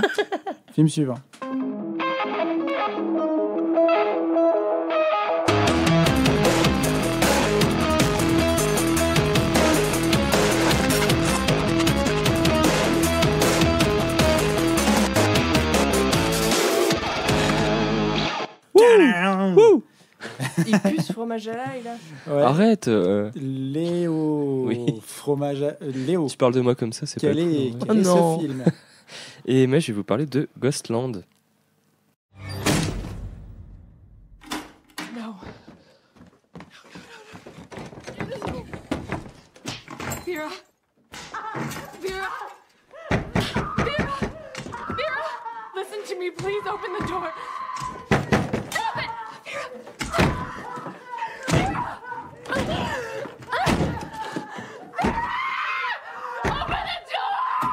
Vera, please. Vera. Ouais. Voilà. On vous recommande la filmographie de Pascal Laugier, racontée par Léo au travers d'extraits sonores. À mon avis, tu m'étonnes que ma tension soit un peu haute. Genre, un truc infâme. Le gars va sélectionner vraiment le pire du pire. À chaque fois, on sélectionne les extraits. Les tu prends toujours là où il y a à un moment donné un blanc et un truc qui fait hyper peur il faut derrière. faire peur. Ouais. Mais je crois qu'avec Pascal Laugier, c'est vraiment ce qu'il te faut, quoi. C'est dans ta DA. Storytelling audio, là, voilà, c'est bon. Ouais. De l'ASMR pour Jean Bizarre, mais oui. Bon, voilà, on l'a name drop direct. Ghostland, qui est un film de 2018 réalisé par Pascal Laugier. 2018 ? Et oui, et tu vois, c'est pour ça que je te disais, l'esthétique évoque un film des années 2000. Ah oui, on en parlera. J'avoue, elle a écrit -2 sur le côté. 2018, comment ça ? Ah, je pensais que c'était vraiment beaucoup plus. Ouais, mais je suis d'accord. En vrai, je vois. Ça avait fait pareil avec Malignante. Je trouve qu'il a une esthétique un peu similaire. Je prends un bout de fromage, mais je t'écoute, vas-y. Ah ouais, d'accord. Ok. Bon. Ça va être l'heure du résumé. Donc on en est là, d'accord. Donc on en est au moment où en fait les gens parlent et d'autres se servent du camembert. Voilà, pour manger. Écoutez, c'est triste, mais c'est comme ça. Qu'est-ce que vous voulez que je vous dise ? Bon, Léo, vas-y. Eh bien, du coup, Ghostland, on suit Beth, Vera, deux sœurs qui emménagent avec leur maman Pauline dans la vieille maison de leur tante récemment décédée. Et c'est qui Pauline ? C'est le... Attends Camille, attends, pas tout de suite. Calmos. Pas tout de suite. Dites-le. Beth est une ado plutôt introvertie qui trouve refuge dans l'écriture de nouvelles horrifiques. Et Vera est elle un peu plus âgée et extravertie que sa sœur et lui-même parfois la vie assez dure. Elle découvre une maison délabrée, inquiétante et remplie de poupées et autres babioles qu'on n'aime pas trop croiser la nuit dans une vieille bâtisse. Mais le lien entre ce trio mère-fille est puissant et cela ne semble pas être un problème, surtout pour Beth, étant donné que c'est une fan de Lovecraft et qu'elle adore l'horreur. Néanmoins... Fan de Lovecraft que tu as critiqué déjà. Hein. Oui, sans problème. Il n'y a pas de souci. Ouais. De par leur... Non, mais Oui, ça n'enlève rien à la puissance horrifique des trucs qu'il a écrits, mais c'est tout à fait critiquable. Il n'y a pas de souci. En tout cas, je le dis au cas où on nous dise... voilà. Lovecraft... Voilà. En tout cas, un soir, deux meurtriers, tout droit sortis d'un film de Rob Zombie, évidemment, s'introduisent dans la maison après être arrivés dans un camion à glace et attaquent brutalement Pauline, qui parvient à défendre ses filles en tuant sauvagement les assaillants. Quelques années plus tard, Beth voit son rêve en fait devenir réalité puisqu'elle est autrice de best-sellers horrifiques, habite dans un chouette appart-en-ville avec son mari et son fils. Avec des têtes de Bouddha en décoration, et ça c'est non. Seul bémol à l'histoire, hormis les têtes de Bouddha, elle décide d'appeler son enfant Harlequin. Et puis elle tape à la machine aussi. Voilà, et elle tape à la machine. Il y a beaucoup de no-go. Non, en vrai, seul bémol, elle revit toujours de manière récurrente cette nuit lors de cauchemars nocturnes. Et un soir, elle reçoit un coup de fil paniqué de sa sœur qui habite toujours en fait dans cette vieille maison avec sa mère. Sa mère qui est jouée par... Mylène. Voilà. Ah, oui, ça arrive tard. Ah oui, d'accord. Bah oui, quand même. Moi, c'est pour ça que je trépigne. Alors, oui, voilà, c'était insupportable. Alors que donc, Mylène, quand elle tue les assaillants, c'est Mylène Merlouve. Ah bah oui. Mylène monstre physique. Ouais. Bête de scène. Bon, bref. Voilà. Et moi, j'adore le film en partie pour Tout est chaos. La sœur de Bess, Vera, ne s'est jamais vraiment remise de cette nuit et est condamnée. C'est un peu sans transition ce que je viens de dire. Jamais vraiment. Ça, c'est vrai. Ouais. C'est la catastrophe. Elle est dans un état de folie furieuse. En tout cas, elle, sa sœur, légèrement dérangée. On va dire la chance de revoir cette nuit juste dans des cauchemars éparses. Elle, c'est all day long, quoi. Elle étale sa merde sur les murs dans la cave. Voilà. Mais bon, c'est pas foufou. Elle a complètement perdu pied avec la réalité. Et n'arrivant pas à joindre sa maman, qui est Mylène. Bess décide de se rendre dans la maison. Elle y découvre sa maman, qui est Mylène. Fatiguée. Ça suffit, ce petit jeu-là. Ça suffit parce que vraiment, j'ai pas la voix pour. Et sa sœur qui a totalement sombré dans la folie. Elle s'enferme dans des pièces, elle s'automutile, elle est persuadée d'être toujours torturée par ses bourreaux. Et sa maman... Mylène. refuse visiblement toute aide extérieure, que ce soit milieu médical ou proche. Mais elle n'a pas besoin. Mylène, elle est très saine. Mylène, oui, évidemment. Ouais. Tiens bon. Écoute, elle se boit des petites bières le soir, là, c'est bien, quoi. Tout le temps avec ses petits... Enfin, j'adore sa DA. Bah, ça, tu vois, c'est dépossédé, c'est pas désenchanté. Elle fait de l'exorcisme, mais voilà, comme ça. Oh putain, bien, elle s'est habillée. Ouais. Mais assez vite, et j'en viens à la fin de mon résumé quand même, Bess ressent également la présence des meurtriers et perd aussi progressivement pied avec la réalité. Ou pas. Bah voilà. Si. Ah non, faut pas spoiler. Pas tout de suite. On va spoiler dans 2 minutes. Mais... franchement, le film n'a plus aucun intérêt si on spoil. Oh si, en vrai si. En vrai non. Parce qu'on s'en doute quand même. Non.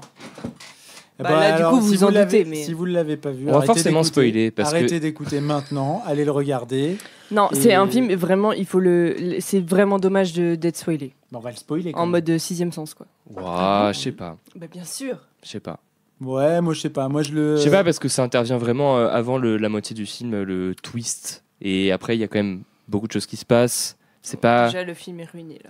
Bon, allez. Elle est dépitée. Non, mais si vous l'avez pas vu. C'est pas ruiné, il y a Mylène. Ne vous inquiétez pas, tout va bien. Vous éteignez le podcast, vous allez regarder le film et puis vous reprenez le podcast après. Ou vous avancez jusqu'à la fin aux recommandations culturelles qui sont toujours de qualité que vous pouvez écouter. Voilà. Ou sinon.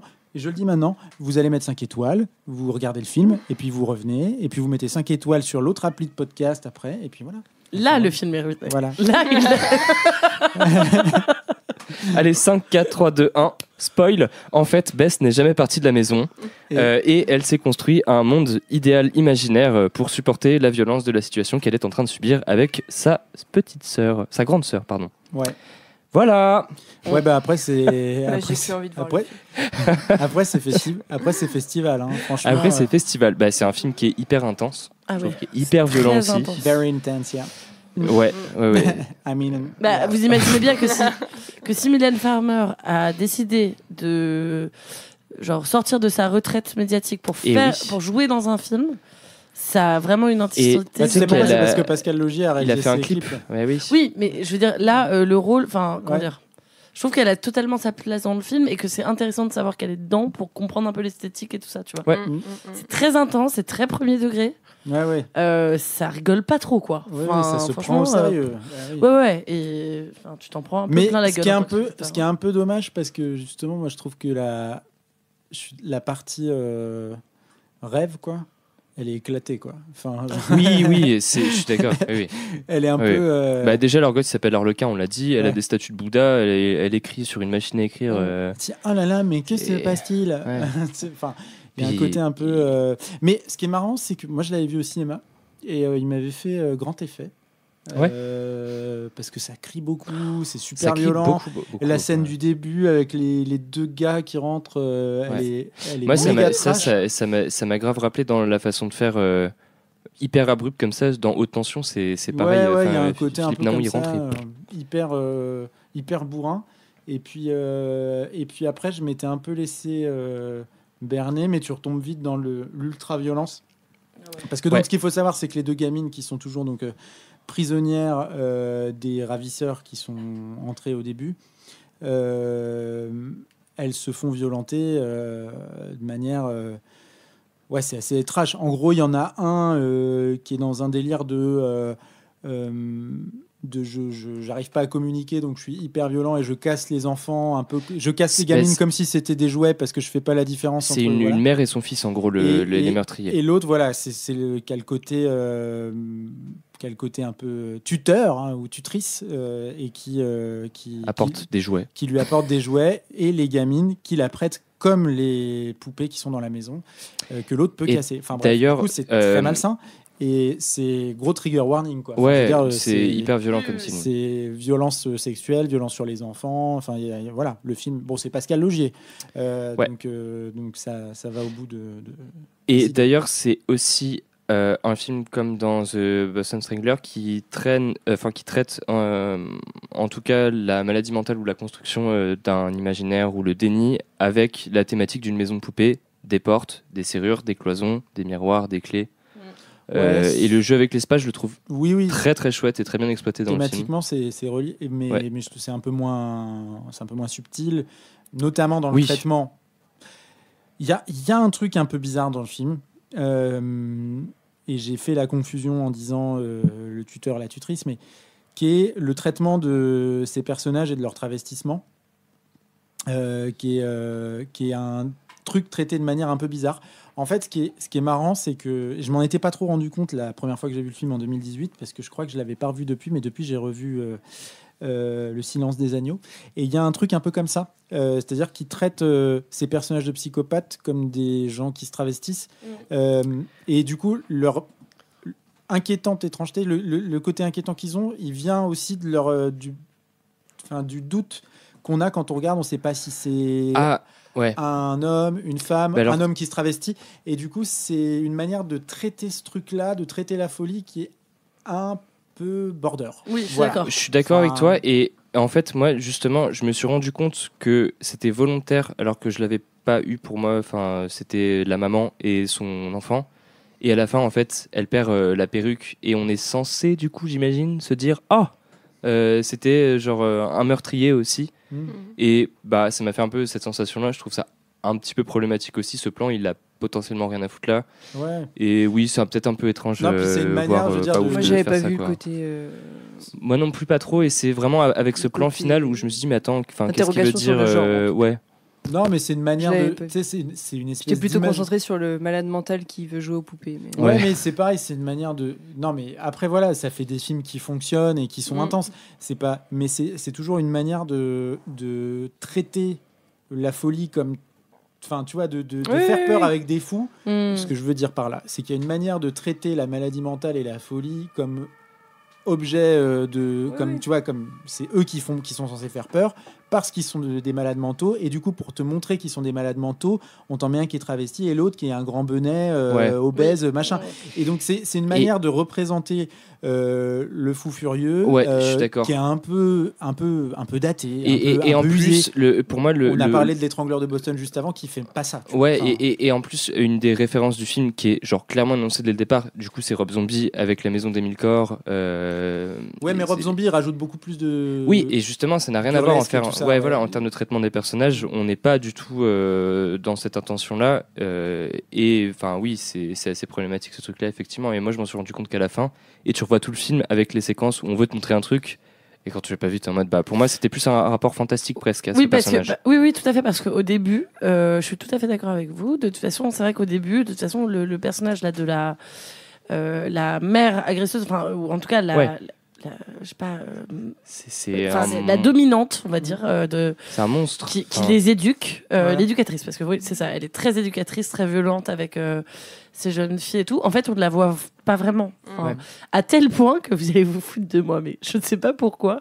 Enfin, je sais pourquoi, mais en fait, j'ai cru qu'il y avait Asia Argento dans le casting. Je m'étais dit, il y a Asia Argento. T'as été traumatisée par c'est trop bizarre, elle est pas dedans. Elle est pas dedans. Et je me suis dit, au début, ça se trouve, c'est elle. Elle joue le gros monsieur qui secoue les poupées, là, mais c'est incroyable. C'est pour ça que là, je suis allée vérifier. C'est ça que tu faisais. C'est incroyable les prothèses qu'ils lui ont mis. Tu sais, c'est marrant de choisir Asia Argento et vraiment de jamais montrer son visage. Bon. Et en fait, non. Oh là. C'est pas du tout elle. Donc voilà, donc au début, elle est pas du tout montrée. Et c'est vrai qu'au moment où elle est montrée, j'étais un peu en mode pourquoi mais c'est pas le seul truc twisted du film. Enfin, toute l'esthétique est tordue à balle. Enfin, genre la maison, on dirait un archétype de maison d'Halloween. Enfin, c'est la maison hantée avec toutes les breloques qui font le plus peur les unes que les autres. Enfin, je sais pas, il y a un truc sur l'esthétique qui est quand même très particulier, quoi. Les tueurs dans un camion à glace avec des bonbons, machin. Enfin, il y a vraiment ce truc de fantasme du tueur et tout, complètement. Enfin, qui va tuer les enfants, blablabla. Enfin, moi, en fait, c'est pour ça que ça m'a pas dérangé. C'est parce que justement, je trouve que les fils sont tellement gros qu'on peut pas. Enfin, tu vois que limite, on n'y voit pas vraiment une signification. Tu vois, mais ce fil-là, il est moins gros que les autres et du coup. C'est pour rajouter, je vous rajoute encore un peu de trucs. Tu vois. Mais jusqu'au moment où il va la mettre sur ses genoux. Enfin, tu vois. Mais ça, c'est tordu. Et ça, où là, t'es là, genre, stop, quoi, tu vois. Mais moi, c'est ce qui a fait que je pense qu'effectivement, il faut être sûr de vouloir voir ce film. Avant de le mettre, enfin, le mettez pas genre pour passer une soirée entre amis. Enfin, c'est pas un film pour ça, quoi. Il y a des gens qui sont partis de la salle de ciné. Il y a toujours des gens qui partent des salles de ciné. C'est très très premier degré et ça va à fond et ça va jusqu'au bout. Et c'est très très premier degré parce qu'on peut peut-être quand même aussi parler des conditions de tournage. Je pense que ça peut être plutôt pas mal de le mentionner parce que j'ai été revérifier un peu et c'est effectivement quand même pas vraiment. Enfin, au-delà de pas cool ce qui s'est passé. Il y a une des gamines qui a été la grande sœur. C'est Taylor Hickson. Il y a une scène où elle tape contre une porte vitrée et en fait c'était censé être une matière qui était prévue pour des cascades de ciné qui ne cassent pas ou en tout cas ne blessent pas. Ça a été jugé pas assez réaliste, ça a été remplacé par du vrai verre ou un truc similaire. On lui a demandé de taper plus fort pour encore une fois que ce soit réaliste. Elle a dit je le sens pas, ça va casser. On l'a forcé plus ou moins à le faire et elle a une grande balafre. Elle a eu 70 points de suture sur la gueule et elle a porté plainte du coup en fait contre le studio et Pascal Logier, il me semble. Bon. Donc je sais pas où en est la plainte, mais voilà. Heureusement que c'était sa dernière scène. Putain. C'est vrai en plus. Ah oui. Oui. C'était ils l'ont tourné à la toute fin. Ah ouais, d'accord. Ouais. Oui. Bon, en tout cas, pas cool. Mais alors comment est-ce qu'il va rebondir là-dessus parce que là on est tous et recommandations. Non mais au-delà de ça, le film est quand même particulier. Moi je saurais pas dire si je l'aime ou je l'aime bien. Ce que je peux dire c'est si je l'aime ou je l'aime bien, t'es sûr? Si je l'aime ou je l'aime pas. Oh là. Il est tard. Et non mais tu vois, autant il m'a fait un grand effet la première fois parce que je pense que j'étais un peu sidéré de voir ça. Mylène Farmer. Non mais pour le coup, Mylène, elle a sa place. Tu vois, mais franchement, elle est trop bien, elle gère de ouf. Ça choque pas. Je vais pas dire qu'elle joue bien, mais elle fait le taf, tu vois. Elle parle bien anglais. Hein. Elle parle super bien anglais. Oui. Et elle lâche des petites phrases en français des fois en mode ok, c'est cool. Ouais. Donc voilà, bon, Mylène, tout ça, pas de problème. Mais voilà, il m'avait fait quand même un effet assez important. Et alors le fait de le revoir, bon, j'ai moins eu ce truc-là, et du coup j'ai pu me focaliser sur ce qui va moins bien dans le film. Et toute la partie rêverie, voilà, qui je trouve, non mais qui est un moi que je trouve moins bien, mais il y a ça, il y a les enchaînements de twists aussi à la fin. Oui, mais c'est un très bon film. Ça, je me souvenais plus. C'est un très bon film, malgré la triste histoire de Taylor Hickson, effectivement. Oui. Il est hyper bien construit, c'est un vrai puzzle hanté, et moi je trouve ça. J'adore. Ouais. J'avais adoré quand il est sorti. J'ai revu effectivement le twist, nous twist moins, mais tu vois, c'est comme pas dit. si grave, enfin, en fait. Ouais. Franchement, un peu, parce que moi vraiment c'était un des trucs qui m'avait mis une grosse claque dans la gueule quand je l'ai vu la première fois. Là, tu te la prends moins, mais effectivement, t'as quand même toute cette esthétique dont vous parliez qui fonctionne, qui est très grotesque, mais qui est Ouais, il y a tous les gros clichés de la maison hantée, du psychopathe dans une maison en mode encore massacre à la tronçonneuse. Et tu sais, un peu les milieux ruraux, tu vois. Enfin, et ça fonctionne vraiment bien. Enfin, même ce truc de qui emménage dans une maison où il y a 250 000 poupées. Enfin, déjà, moi, je n'emménage pas là-dedans. Déjà, la tante, visiblement, était un peu voilà. Donc non, mais bon, elles le font quand même. Bon, voilà. Mais ça tient à pas grand-chose. Mais Pascal Logier, après, voilà, ça passe ou ça casse. Enfin, il y a plein de gens qui détestent. Moi, je trouve que ce qui fait, effectivement, il y a un côté un peu gratuit, mais qui, moi, me plaît. Enfin, c'est pas le bon verbe, mais... qui marche, qui fonctionne très très bien sur moi. Et c'est effectivement, comme disait Camille, ne le regardez pas en mode tranquille en mangeant une pizza. En vrai, il y a beaucoup de trigger warning. Voilà, il y a beaucoup de trigger warning. Il faut être assuré en regardant le film. Mais... ouais, et puis c'est vrai qu'il y a un truc que je trouve très réussi, auquel je m'attendais pas, c'est moi je pense que le film m'a quand même chopé en fait, alors que justement il est très grotesque dans son esthétique et que moi il y a 1000 trucs. Alors vous connaissez le fait que je déteste genre les make-up outranciers dégueux, enfin tu vois, même les prothèses qu'elles ont sur le visage parce qu'elles ont le visage déformé à force de se faire taper dessus. Moi, enfin vraiment c'est des trucs où j'ai du mal quoi à regarder ça et à pas trouver ça ridicule parce qu'en fait tu vois quand même que c'est du faux quoi. Donc il y a tout ça et pour autant il y a un truc qui est très réussi, je trouve, c'est que au départ le personnage de Bess est très très agaçant. Enfin moi en tout cas je pouvais pas du tout la supporter. C'est vrai. J'avais vraiment du mal et en fait là le film là où pour moi le twist est vraiment très intéressant. Enfin c'est que en fait c'est une très belle histoire. Enfin je veux dire, c'est ce qui se passe au niveau de cette sororité là, de cette relation, c'est hyper puissant. Je trouve c'est très beau et en fait toute l'intensité du film, toute la violence, tout ça vient nourrir cette relation.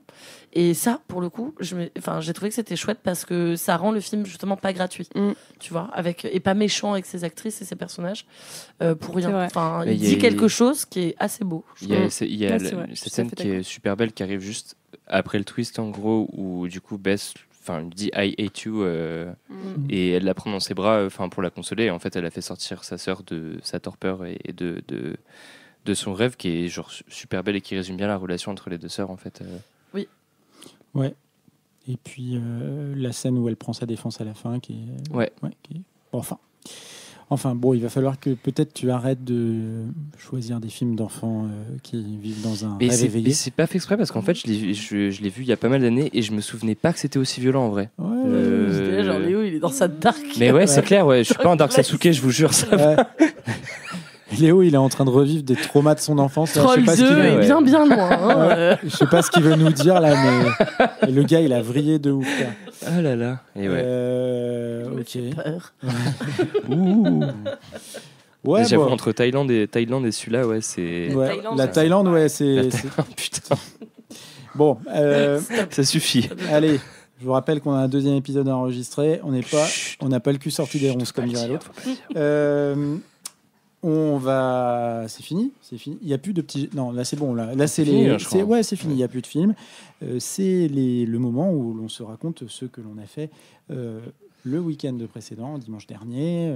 Si on a une petite reco, un petit conseil pour rompre la monotonie. Je peux commencer parce que moi j'ai un truc qui est bien raccord avec Ghostland, qui est à peu près aussi gay. Oula, ça commence bien. Ouais. L'anecdote IRL. J'ai acheté une maison. J'ai séquestré des gosses. Ah non, Thomas, on a dit des blagues comme ça. Ça fait 15 fois qu'on te coupe à chaque fois au montage. Non, j'ai joué au. Ouais, bah voilà, c'est encore un jeu vidéo. Bah oui, je lis pas. Je joue aux jeux vidéo. Il y a des gens comme ça, c'est terrible. Mais j'ai joué au remake de Silent Hill 2. Donc, qui a été intégralement refait, qui renaît de ses cendres, tel un phénix. Il a été remaké de A à Z par la Bloober Team, donc qui était ce studio qui avait fait Layers of Fear, The Medium, qui était pas très très bon, et puis le truc avec Rutger Hauer qui joue un détective. Bref, j'ai oublié le nom, mais les gens savent très bien ce que c'est. Terminus. Non. Et bref, ils étaient donc un peu destinés, notamment par leur dernière production qui était donc The Medium, qui était un jeu qui n'était pas très bon, mais qui était rempli de clins d'œil et d'appels du pied pour se voir attribuer la licence Silent Hill qu'ils ont fini par obtenir. Ils ont fini par obtenir les droits de faire un remake de Silent Hill 2 qui est un jeu donc sorti dans les années 2000 et qui était exceptionnel, qui reste toujours exceptionnel, et ils ont réussi à à restaurer complètement ce truc qui était quasiment plus jouable et à garder ce qui en faisait quelque chose d'unique à l'époque. Et donc en y jouant maintenant, ce qui est génial, c'est qu'on, même si on n'a pas fait l'original, on peut comprendre pourquoi c'est un truc unique. Voilà, c'est exceptionnel. J'ai vu des gens qui avaient enlevé le brouillard dans le remake et on dirait une ville du Midwest du coup. Ouais, en fait, c'est-à-dire que le brouillard, donc on avait parlé avec Julie Le Baron quand elle était venue. Ça y est, ils sont partis pour une demi-heure. Mais le brouillard qui était une contrainte technique dans le jeu original est maintenant un truc qui a été travaillé pour l'ambiance, et c'est extrêmement bien fait parce que ça ne retire pas l'étrangeté que ça mettait, enfin le sentiment d'étrangeté qu'on éprouvait en jouant à l'original. Voilà. Même si maintenant techniquement on pourrait afficher toute la ville sans brouillard, et ben en fait ils l'ont gardé et ils ont bien fait. Le jeu est exceptionnel. Il faut jouer à ça dans sa vie au moins une fois parce que au-delà d'être juste un truc inquiétant qui fait peur, c'est un truc qui est vraiment hyper triste. Et qui est vraiment non mais il faut vraiment avoir la sérotonine. Faut être blindé quoi. Parce que si t'étais un peu sur la corde raide. Si t'étais un peu sur la corde raide, Silent Hill 2, ça te fait passer de l'autre côté. Donc il faut y jouer en forme. Mais c'est caca culotte ou pas, genre? Ah, c'est caca culotte de ouf. Ouais, donc là, il parle entre frères et sœurs avec leur il y a la compréhension mutuelle. Vous savez qu'il y a des gens qui entendent quand même. Alors caca culotte, ça veut dire ça fait peur. Au-delà des mots, ouais. Donc ça fait très peur, mais c'est aussi très triste et très glauque. Et c'est génial. Vraiment, il faut jouer à ce truc-là. Enfin, il faut jouer à Silent Hill 2, que ce soit l'original ou le remake. Mais en tout cas, vous avez la possibilité de le faire dans de bonnes conditions maintenant. Voilà. Qui est Lola ? J'ai le droit de faire une recommandation dans le futur. Bah oui. Ah ouais. Là, on m'écoute, mais ça sera le futur. Putain, mais c'est ouf ça. C'est l'épisode d'après, non? Ah bah non. Bonjour le futur. Bonjour. Ça se trouve, je serais mort. Non mais. Arrête. Allez, vas-y. Elle a dit, ça se trouve, je serais morte. Non, parce que j'ai déjà ma reco pour l'épisode d'après qui sera avant, mais qu'on tourne après. Vous avez compris ou pas? Oui. Mais du coup, je peux pas faire maintenant. Du coup, à l'heure où vous écoutez ce podcast, je serai en Thaïlande avec Brice et voilà. Et je vous recommande les voyages et. Oh bah super. Et l'ouverture. Merci pour la planète. Super. Voilà. J'y vais en Blablacar, Camille. D'accord. D'ailleurs, à l'heure où tu m'écoutes, je ne suis toujours pas arrivée. Je vous recommande le Mai Tai. Mais je comprends mieux, je serais peut-être morte du coup. Mais dis-moi en scooter, sans casque, comme en Thaïlande. Ouais. À vélo. Non mais voilà. Ouais. Ok. Bon. On verra quand je serai rentrée. Tu filoutes. Ok. Je filoute. Camille. Moi, je vais remonter le taux de sérotonine parce que je suis un peu dans la merde pour les recommandations. J'ai pas grand-chose là ces derniers temps. Donc, j'ai décidé de dire la vérité. Qu'est-ce que j'ai regardé avec ma soeur la dernière fois? Le Golden Bachelor. Oh là là. Oh oui. C'est-à-dire le Bachelor, l'émission la plus sexiste de la planète, en français, avec un homme de plus de 60 ans et des femmes de plus de 60 ans du coup. Voilà. Ça va. Écoutez, ça le Golden. Oui, Golden, parce que je ne sais pas. Golden Retriever, oui. Âge d'or. Golden Retriever. Ça a plus de sens. Pas encore bilingue. Donc voilà. Alors, le Bachelor avec un Golden Retriever. Est-ce que je vous le recommande? C'est autre chose. Est-ce que je vous le recommande? Pas sûr de vous recommander ça, mais bon. Voilà, c'est pas désagréable quoi. Ouais. Si ça l'est un peu en fait. C'est divertissant. Oui, bon. Parce que tu sais, je pense à mon image publique là. Donc. Ah bah c'est trop tard alors. Écoute. Voilà, c'est pour un peu remonter le niveau de sérotonine. Parce que... T'as raison. Donc l'amour, c'est possible même après 60 ans, quoi. Ouais. Et ben, bah oui. Ok. Voilà. Waouh. Eh ben écoute, elle a dit 57. C'était ton anniversaire, non, récemment. Voilà, je me prépare. me voilà. M'inscrire au casting. Tout remonté du moral là. Ouh là là. Merci. L'amour c'est possible même après 60 piges.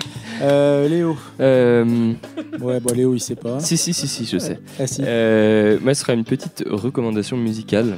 D'un petit groupe de grunge punk dont j'ai vu le release party de leur premier album. Nirvana. Bah, ça s'appelle MTV Unplugged. Oh, c'est mal me connaître. Évidemment. The Man Who Sold the World. Ils ont fait une super reprise. Le groupe s'appelle Sex Shop Mushroom, champignon de magasin de sexe. Non mais c'est bon, voilà. Les gens savent parler anglais à ce niveau, je pense que... Et vous pouvez écouter du coup leur premier album sur Spotify ou autre. Ou en fait, j'ai pas envie de leur faire de la pub, je sais pas pourquoi je dis ça. Sur les plateformes de streaming. Ou vous pouvez nous mettre aussi 5 étoiles. Exactement. Oui, Léo, profites-en. Ouais. Et voilà, c'était ma reco. Écoutez Sex Shop Mushroom et mettez-nous 5 étoiles. Oui, important. Ou 4. Allez.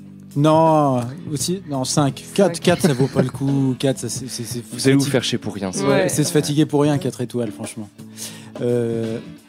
Et ben...